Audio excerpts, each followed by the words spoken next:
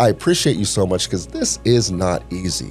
Right. But you answer the bell. I'm a boxing fan, and so you answer the bell every day. You come in, you give your best, even on your worst day. And that's, to me, that's the mark of a professional. I'm going to give you my best, even on my worst day. Hello, everybody, and welcome to Talking Health with Health Solutions, a podcast that is being recorded at Health Solutions, a behavioral and physical health provider that has been serving the Pueblo and surrounding communities for over 60 years. And on today's episode, we have Dr. Boldridge. Hello, Dr. Boldridge. Thank you so much for being here with us today. Good morning. Thank you for having me. Appreciate it.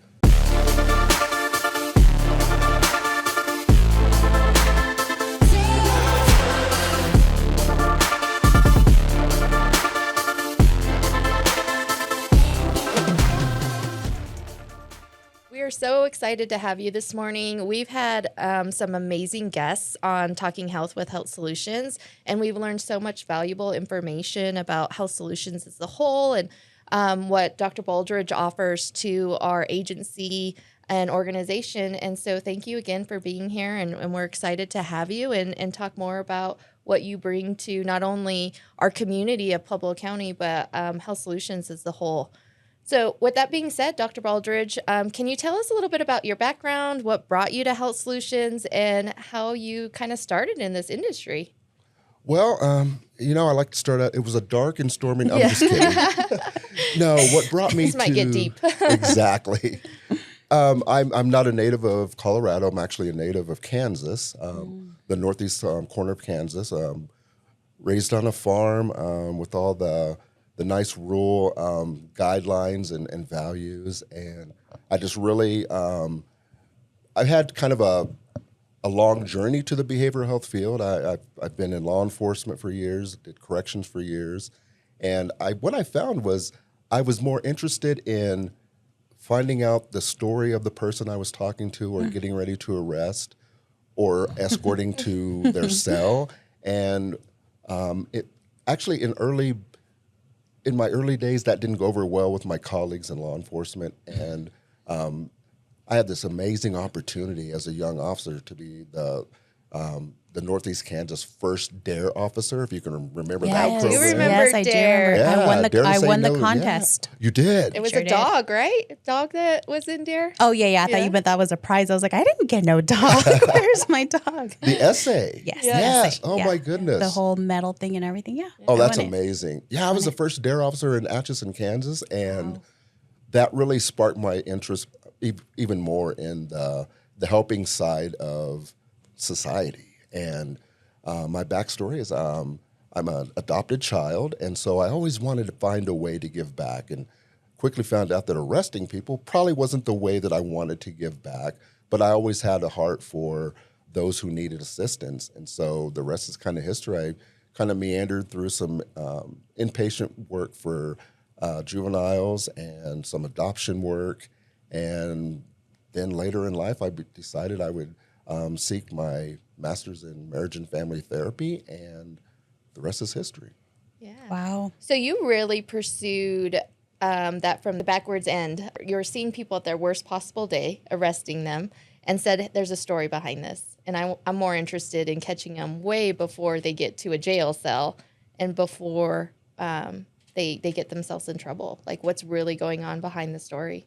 In fact, my law enforcement career began during the height of the crack epidemic back in the early 90s. And so, and I'm an LAC, and so that kind of really fit with my prior experiences of doing narcotics work, undercover narcotics work in the Kansas City area.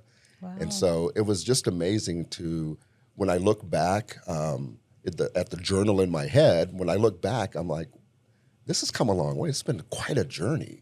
And it's been a good, refreshing journey and very rewarding. I wouldn't change anything. Yeah, absolutely. It's made you who you are. Absolutely.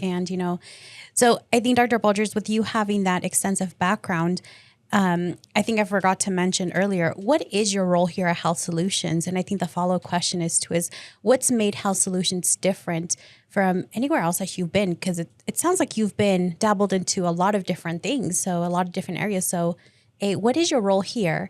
And what makes Health Solutions different? Oh, absolutely. My role here is I am recently vice president of Outpatient Adult Services, and that includes our rural sites. So my love of the rural population, which I was a part of for many years, it fits very nicely with my new role.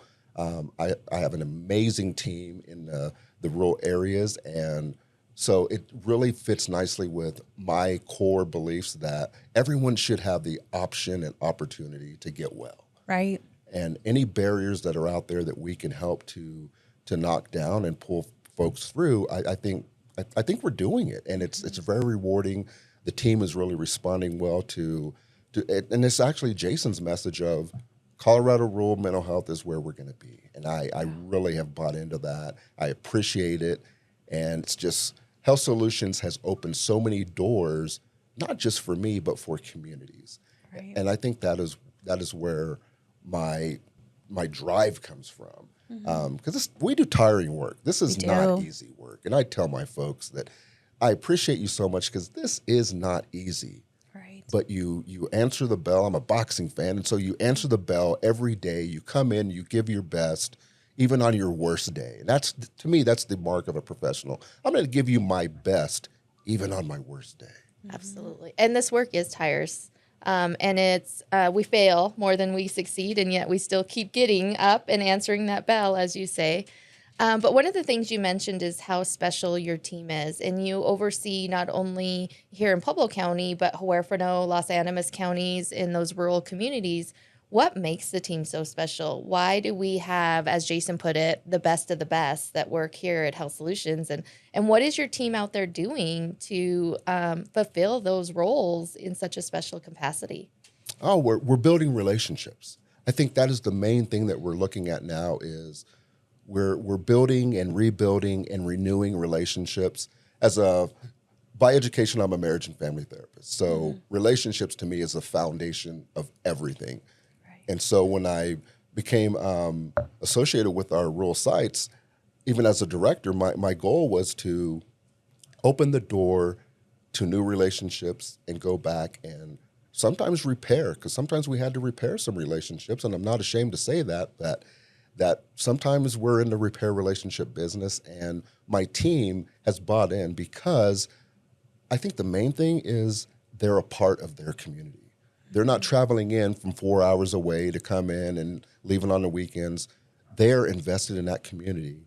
And so I think what that translates to the citizens down there and our clients is, I see you at the grocery store buying groceries at the same store I go to. You're a part of my community, and I appreciate that. Yeah. Yeah. Melissa and I do some traveling down to Trinidad, and, it's been really empowering to see how connected they are and how tight knit it is. And it's really, like you say, Dr. Boldridge, they want someone who's within the community. And I think that when Melissa and I go down there, you can really just tell the difference. They're just like, oh, but you're from Pueblo. You're from Pueblo. And it really takes someone to take that lead within that community. So really being there and being present there is fundamental in order to have the community trust you and trust your staff. And, you talked a little bit about some of the rebuilding that you're doing. And I think that next question was, what are some challenges and barriers that you are seeing or that your staff is seeing in areas maybe like rural places or even just here in Pueblo? Well, speaking of the rural sites, it's the lack of services or the appearance of lack of services. Yeah. One thing I tell my staff and even the community stakeholders is, we were fortunate. We learned one really valuable lesson from the pandemic era is that we can provide services and not be right next to you, and quality services. Yeah. And so, because if you think back prior to the pandemic era, the thought of providing services via telehealth was still kind of, we're not sure about this. And I still recall the day we came into to my office here at Crestone, and that's when kind of the world shut down. And because we're so agile as an agency, we went home and we began doing services from our houses. To me, that shows that we're in this for the long run. And so some of the challenges that we see at our rural sites are, of course, technology. You start going west or even east of the I-25 corridor, the internet slows down. There's many folks who don't have access to a good, solid, stable internet connection, and so that's been a challenge. Transportation. I'm not sure if folks realize, but there are just many satellite communities off the I-25 corridor, and those are folks that want and need our services. And so that's one of our biggest challenges, is how to bring those individuals to us or get us to them. And so we're doing some really just innovative things, out of the box thinking, to make sure that any barriers that come up, technology, transportation, even still some of the stigma surrounding getting help for those things that you need help with, we're actively looking at how do we address those at an individual level all the time. Yeah. And innovation and technology, and those are so incorporated into the work that we do every day to provide ongoing care for those who don't have transportation in those rural communities where it's a 30-minute drive just to come see your therapist. And so why not bring those services to them and alleviate some of those barriers that we see? You mentioned a lot about Crestone, and we've talked about the rural communities and some of the barriers they face. Can you talk a little bit more about the services? Because there's a plethora of services that are provided through our Crestone recovery. And so can you talk a little bit about what those services are and how that integrates into just overall wellness? Oh, absolutely. Crestone Recovery Services, it's the co-occurring wing of our agency. Co-occurring meaning that most individuals that come in, they have their diagnosable mental health disorder as well as some other SUD needs, substance use disorder needs. Unfortunately, our community, this has been a problem and an issue that we've all been on the front lines trying to fight. And again, I think we said it earlier, one step forward, three step backwards. And that's kind of just the flavor of what SUD treatment is. And we have a really robust DUI program. We have a really robust court-involved, justice-involved program. This is an area that is near and dear to my heart because of my justice and police work background. And so having the opportunity to come into work and still carry on that legacy of helping individuals to stay out of the system or overcome once they're in the system, again, if it's something you love, it's not work. And I'm blessed I get to feel that way every day. Yeah, absolutely. Not to put you on the spot, but can you think of a story recently where you're just like, man, we knocked this one out of the park. Like, we really made a difference in this person's life. Is there a success story that you could share with us? Oh, just one? You don't know? Yeah. just putting you on the spot. Limited to one. Yeah. Well, I have like 75, but I can imagine. Let's start. Yeah. One of the areas under my purview is our specialty court services. And specialty court meaning that we have the Veterans Treatment Court and we have the Behavioral Health Treatment Court. Some forward-thinking professionals in our community decided that, maybe there is the nexus of mental health and substance use disorders behind the criminal behavior that we're seeing. Maybe these individuals do not need to be incarcerated. And so I jumped at that with both feet when I heard I had a chance to be a part of this. And so I remember an individual who was just really struggling. They tried traditional probation. It didn't work out. They needed some help in finding resources, engaging resources, and staying with resources. And the team at the specialty treatment court wrapped themselves around this individual with all these services that the individual needed. And they treated the individual like someone who was worthy of those services. They didn't just say, hey, go get some mental health treatment and then good luck to you. Hey, can I help walk you over to open access so you can meet with our incredible open access team?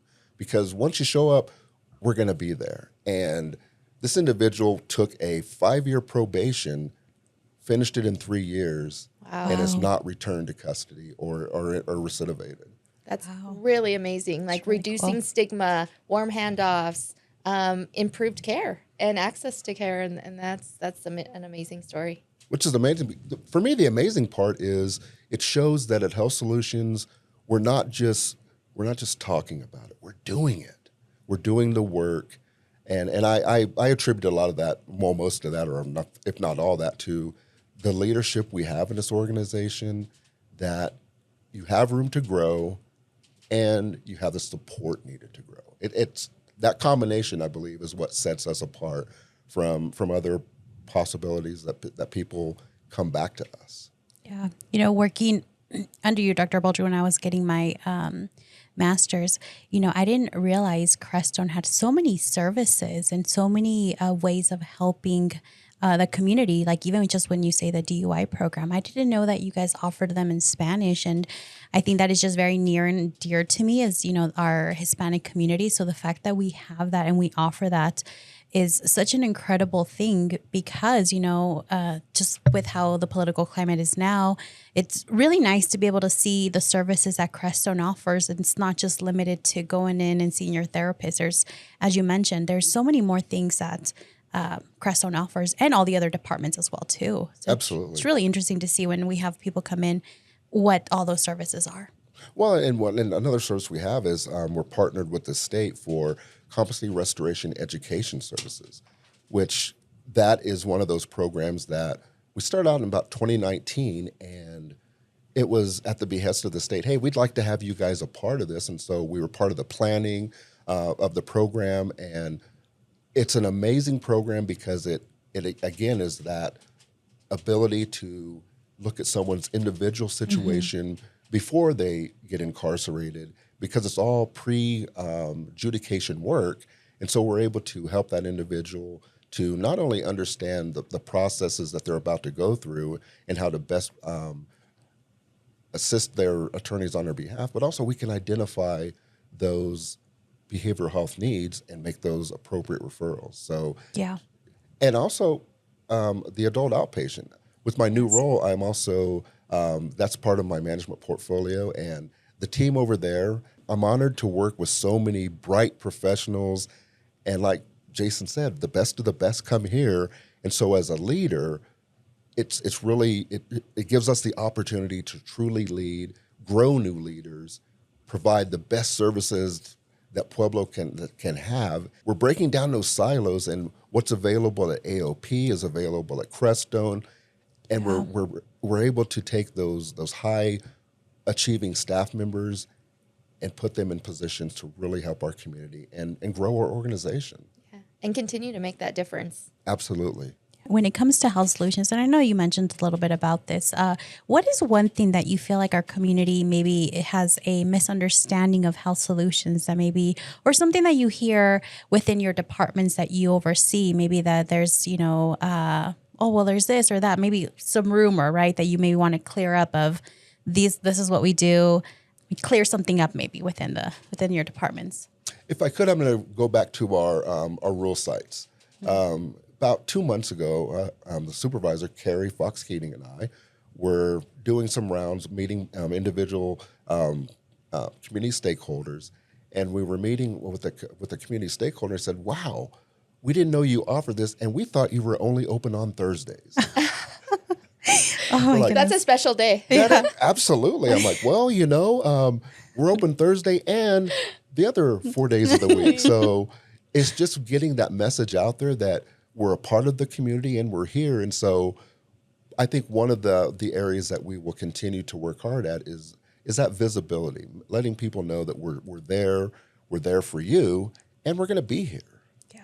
Yeah. It's interesting that they only thought it was on Thursday. Like Thursdays, Melissa said, yep. like what an interesting day to only be opened, you know? And this was a fairly large community provider, and I'm not sure where that came from. I didn't ask those probing questions. I just wanted to make sure that the message got out that, no, we're open. The doors are open. So if you need us, we'll be there. Yeah. Yeah. Absolutely. Well, thank you so much, Dr. Boldridge, for being on this episode with us today. We learned so much from you and a little bit about your background. We hope to have you back so we can definitely talk more about that background that you have, because I think I was really interested when you talk about your like law enforcement and all this stuff. I think it's a great, pathway as well too to talk about other conversations. So thank you so much for being here with us today. Absolutely. And if I could add one more thing. Yeah, go ahead. I taught English in Japan for a couple of years. You Wow. did. Yes. Dang. I think we're going to have Dr. Boldridge on for a much longer episode You so know? we can learn more about all this interesting background that he has. Behind the scenes, I was telling Dr. Boldridge how when we've interviewed other guests, you learn so much more about them. Because a lot of the times you just like look at someone just by who they are right now In without their position. Yeah, in their positions without knowing that they have so much more extensive background. I would have never thought that you were in law enforcement. I would have never thought that you taught, English in Japan. And those are also just interesting things about that person that make you who you are. So it's always nice to hear about our guests and their background. So we have a few more things that we have to know before you leave us today. And these are important questions. And I have my own thoughts about how people have answered thus far in these questions. Before you ask him, Melissa, I just wanted to say, Dr. Boldridge, that these are questions that are either going to make or break you. Either staff are going to be like, heck yeah, that is Dr. Boldridge, or they're going to look at you at the side eye and be like, that's who Dr. Boldridge is? So no pressure. No pressure. Kind of used to the side eye, so let's do this. Okay, well, we'll see. Go from there. All right. First question is, does pineapple belong on pizza? Yes. Yep. I see Dr. Boldridge, and I this is why just we don't get it. Only with ham and green chili, Pueblo green chili. Oh, okay. Little bias about the Pueblo green chili. I think there's only been like one person that has said no, and I think it's been Melissa. It has been me. I don't understand it. It's a fruit. Yeah. And spaghetti sauce, I don't get it. Okay, the next one, Dr. Boldridge, is a hot dog a sandwich? No. What is it then? It's an abomination is what it is. I'm not a hot dog guy, but it's a sandwich. Wow, that's an interesting. No, because what is a sandwich? A sandwich would be a protein or a protein type substance inside of usually okay, it's a sandwich. Okay. He talked himself right out of that question. Absolutely. It would be a sandwich. Not a very good sandwich, granted, but it would be a sandwich. Some people love their hot dogs, Oh my goodness. especially at a good ball game. Heck yeah. I just recently had a hot dog in Dublin, Ireland, and it was a whole different experience. Yeah. Whole different experience. It was at like a Christmas fair thing, and That was a sandwich. Yeah, that was a sandwich. that was definitely, it was a gourmet sandwich, definitely. Yeah, Yeah. absolutely. And last question we have for you. What's a mental health tip that you live by? To what end? Before I do something, say something, make a move, I'm always thinking, to what end? What is the end result of this? Is this going to help, hurt, or hinder? Do I need to do this? Do I need to say this? So to what end? And a lot of people who know me, though, when I first say that, they look at me like kind of tilt the head. But to me, it answers that question of, do I need to proceed with what I'm about to do, say, or think? Yeah, thinking about what you're doing before you're doing it. Absolutely. That mindfulness aspect of our everyday. Yeah, absolutely. Pretty cool. Well, we're so happy to have you, Dr. Boldridge. Thank you for being here. Again, I'm your host, Melissa Ayala. I'm the Director of Health Solutions Acute Treatment Unit. And with me today, I have Nancy Gonzalez, who is our suicide prevention coordinator and working towards her master's degree and licensure in clinical social work. So we're so happy to be here. Thank you again for Dr. Boldridge for being here and taking the time to spend with us this morning. We've learned so much valuable information, and we can't wait to talk with you next time on Talking Health with Health Solutions.